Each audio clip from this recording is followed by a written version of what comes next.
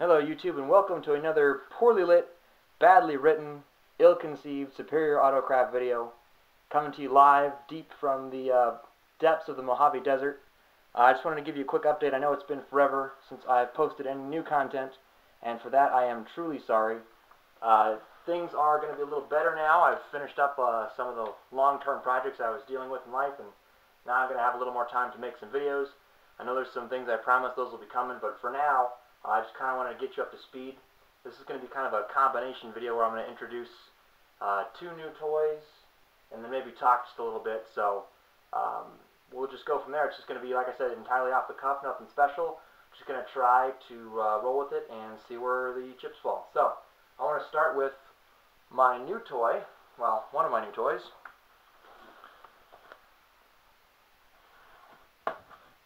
Which, as we can see, is a Ruger. This is how it comes from the box, so the mystery lies within. And there's an interesting story. The man at the gun store did not know what this was when it arrived, and when he opened it up, he had some choice words as to how lucky I was, but I'll let you judge for yourself. If we open up here,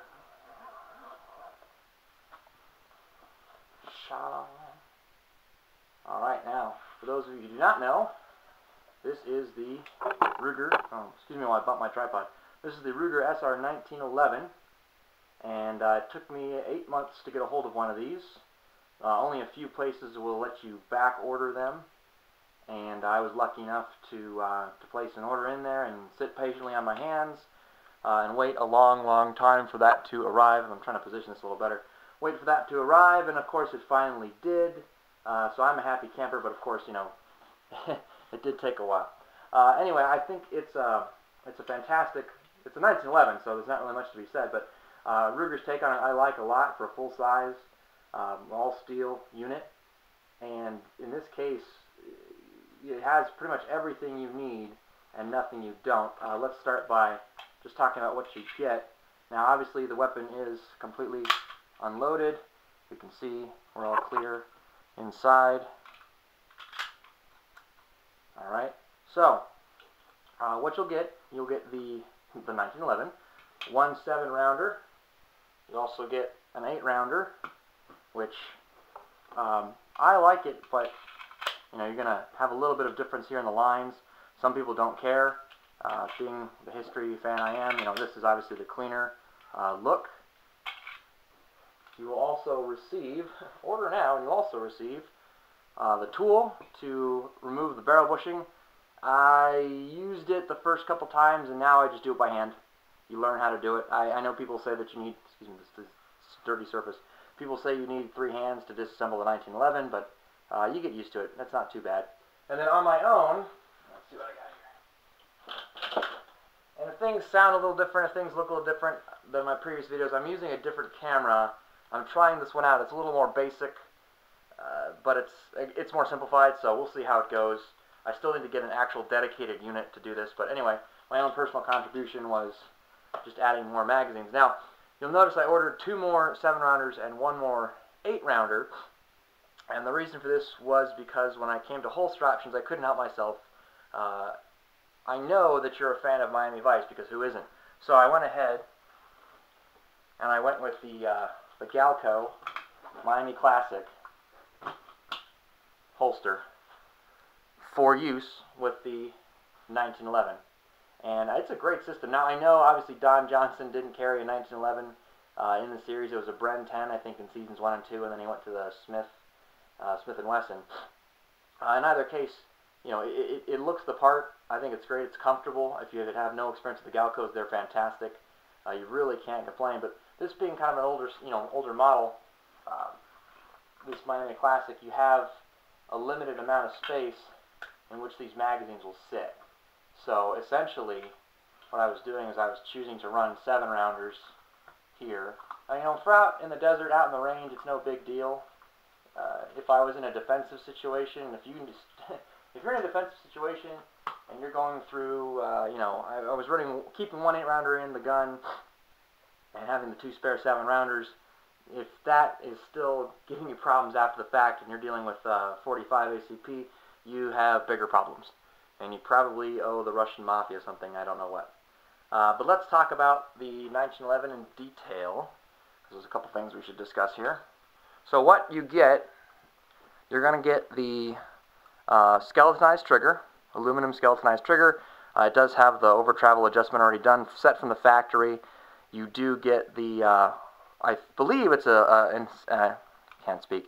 I believe it's a enlarged safety. Obviously you can see there's the commander style hammer. Okay, you still have the beaver tail. We have the serrations on the back strap. None on the front. That's personal preference. You know, this is all smooth on the underside of the gun. It is a classic style. The wood grips. Now the coloration is, this is that brushed, I believe it's brushed stainless, and I like it. It actually looks a little different than Ruger advertises it online. Online it looks much brighter in coloration, and once you actually see it in person, it's much darker, and I actually prefer that a little bit. It does look a little better in that style. It does have, obviously, the magazine releases in the spots you normally would expect it to be. The sights are the typical 3-dot, and they are, I think they're Novak. I want to say they are. Yes, they are Novaks. So they are Novak 3-dot white dots on there. And other than that, I mean, it is standard 1911, Series 70, 1911. And I know that Ruger did some tricky business with the titanium in the firing pin, and that was allowed them to do the Series 70 safely. Say that 3 times fast. So that's toy number 1. I don't know really how much detail you want to go into. I know I tend to talk a lot, but I've only taken it to the range once, and since then the whole firearms apocalypse, what's that called? Fire-Armageddon. Since that happened, I haven't even had a chance to buy ammunition, and I don't want to burn up the stores I have until this whole shebang calms down, which it will. I may or may not talk about that. If I do, it'll be in a separate video. So, you know, reliability and durability. When I shot it, it ran great. I had no problems. And, you know, sometimes 1911s out of the box can be a little sticky, but this one ran fantastically, loosened up. You know, I lubed it up ahead of time. It does have, you know, the scalloping on the ejection port here to help with that. The serrations on the back of the slide only, none on the front.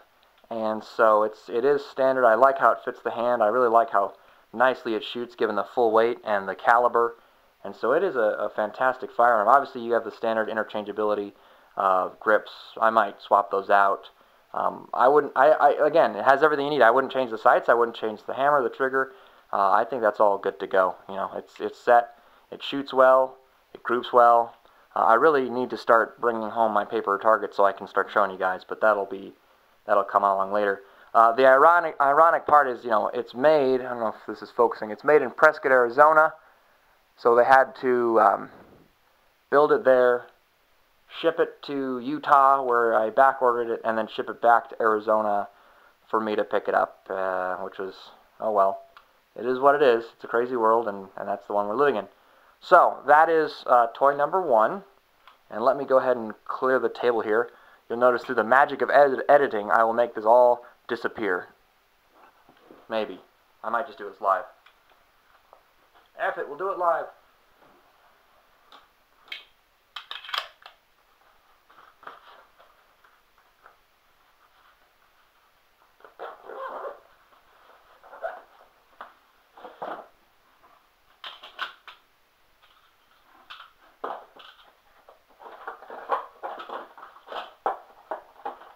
For those of you that care, it does come with the Ruger lock, big old crazy padlock thing you put on the gun to secure it if you don't have a safe, but I have a safe and I know how to use it, so no problems there. Alright, toy number 2. Let's see if I can even get this bad boy in frame. It's not going to be entirely in frame, I can tell you that right now. I've mentioned it before, but and we'll go ahead and take the caps off now so you can see it. I mentioned it before. I hope you can hear me, I'm just rambling. Is the Mosin Nagant. That might work a little better there. Aha! Okay. The Mosin Nagant.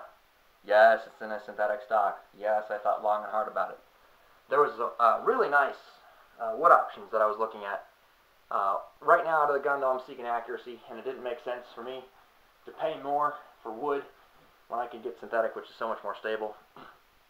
This one runs really nicely. I got lucky. As it was from the, what year is this one? I don't remember. Old.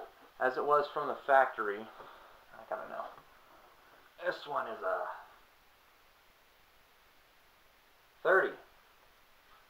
1930. So, yes, you can be pissed if you want.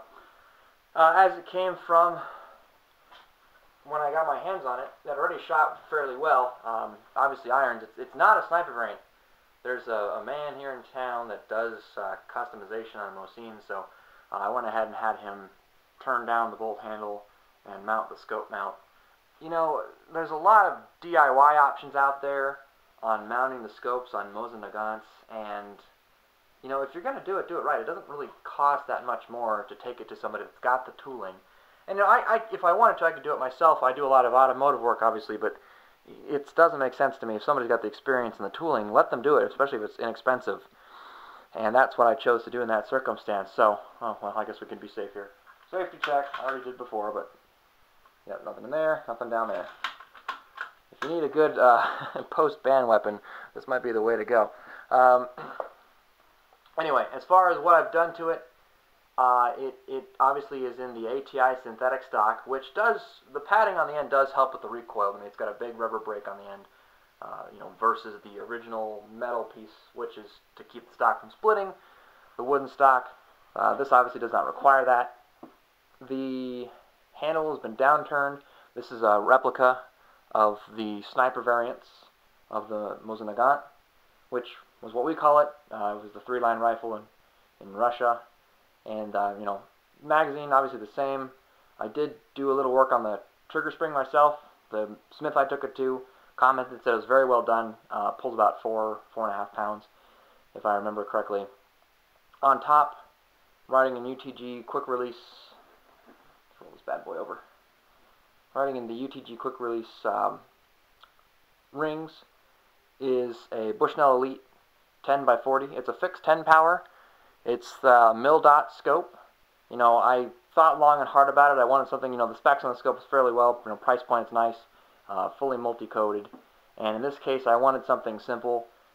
My other friend who has another Mosin Nagant, and pretty much doing the same style build, we decided one of us would get a fixed power, one of us get a adjustable power, just to see the differences, kind of see what we like better. Because I don't really have a lot of experience in real long-range shooting, and so this is a good opportunity to try that out. But I like it so far. Right now, it's still hitting a little off. I need to figure out. I think there's something happening inside here with the.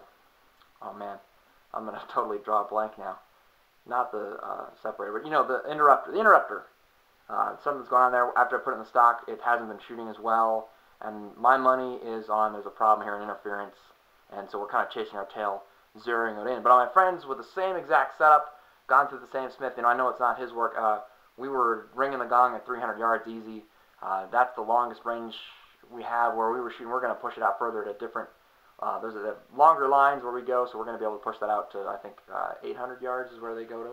But in either case, it's a fixed 10 power. I wanted to learn how to read mil-dot, so I've been practicing that and just using that to range things, and then using that to obviously shoot. And usually one of us will spot through one scope while the other shoots. It's not as good as an actual spotting scope. That's on the list, but, you know, baby steps. Other than that, I do need to finish taking off. Obviously, I removed the front sight.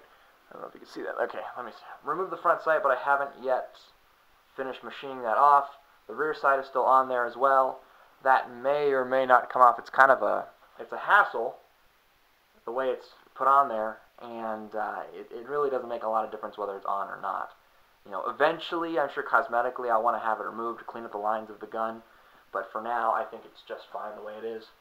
And the bipod, let me set this up, is a Blackhawk unit. I don't think it's their extra long sport model. I think it goes up to 13 inches, but you know, it's well done. It's affordable.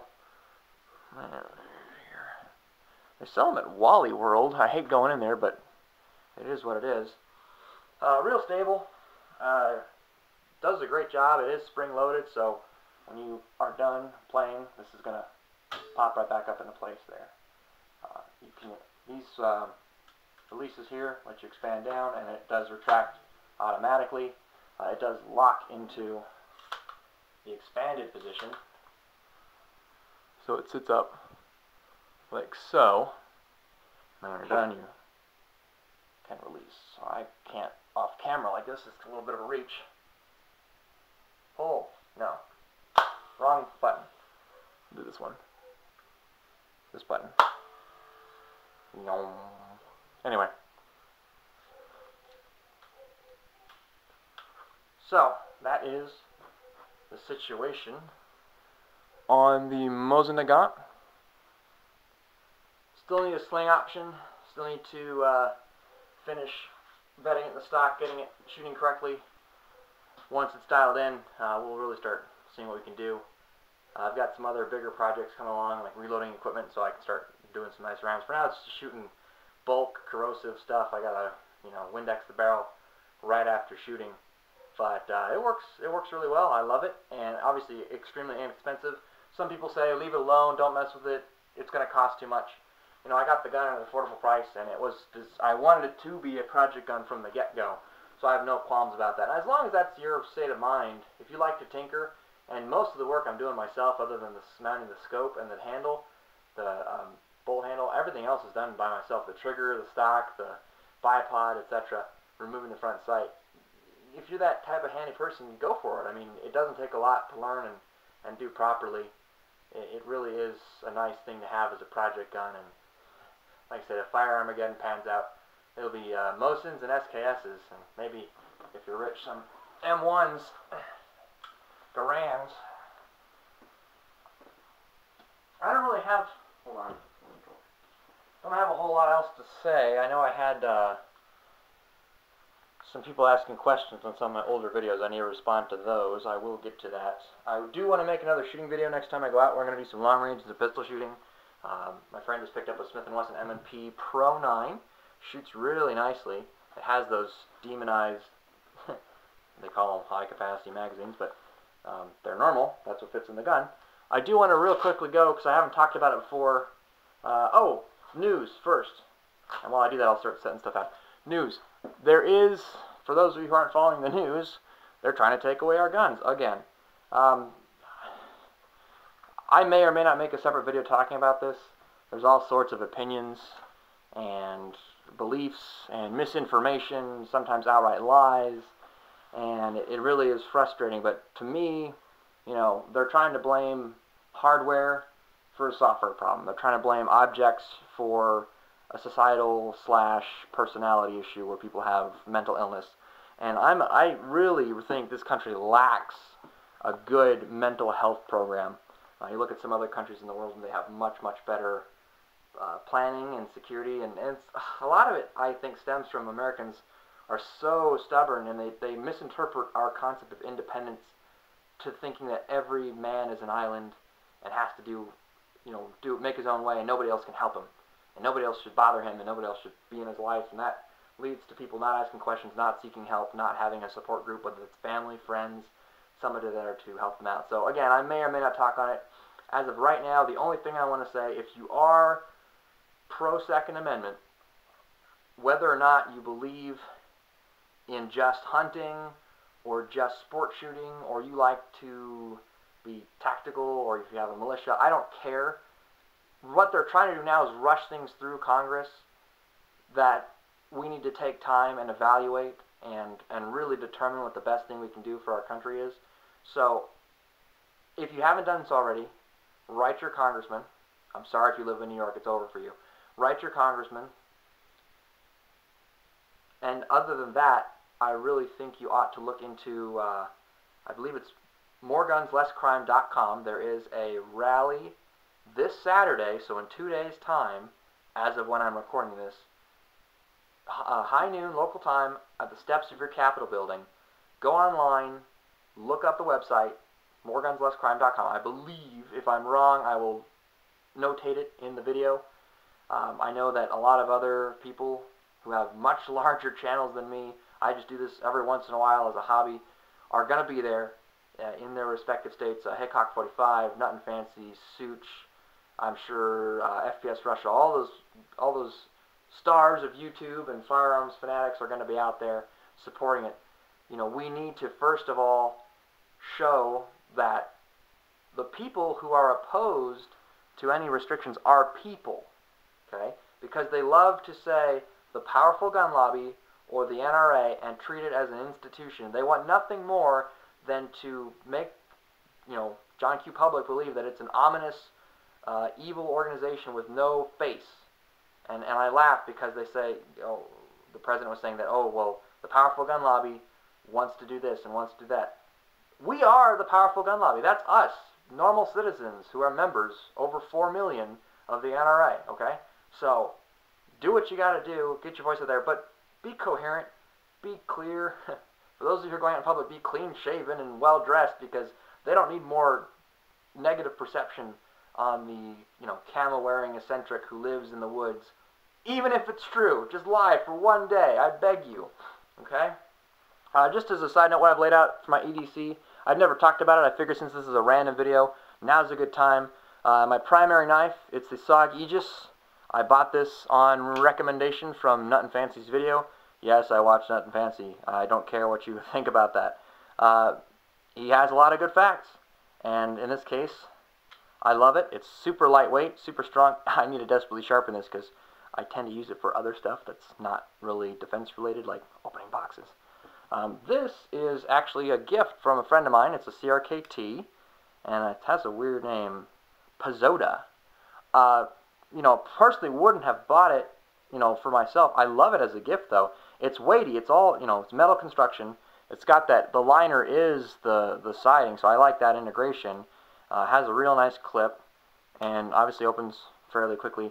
This is my go-to knife at work because people kind of get scared of, oh, I don't know, anything pointy or remotely dangerous.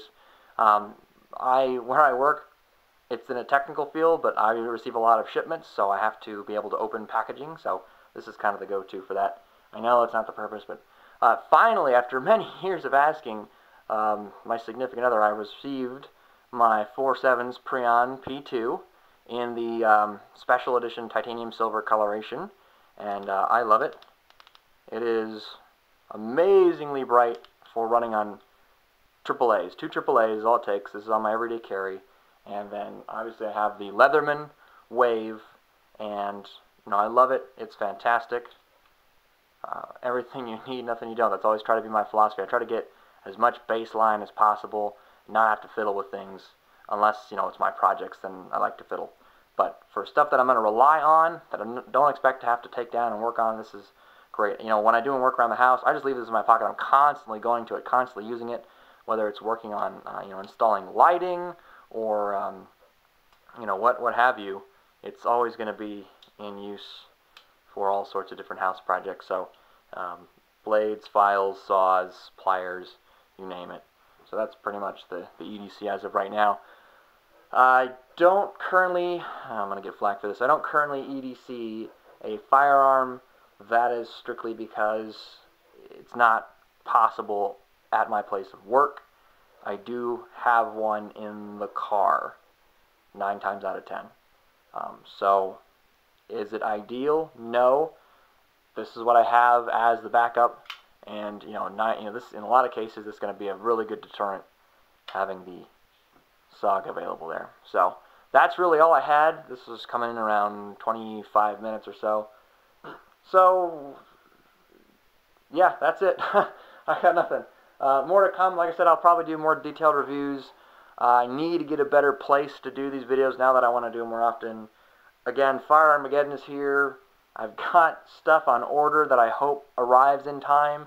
I don't personally think a ban is going to pass through, but you never know. It happened in '94. If you don't think it can happen again, you're lying to yourself. So that's why you have to be vocal. Okay, so I guess the fun part of this video is the new toys, the real messages. If you haven't done so, write to your congressman, assemble, be presentable, clearly express your opinions. If you haven't done so, go to gunfacts.info, read the whole thing, memorize it. It has so many fantastic points. That's it.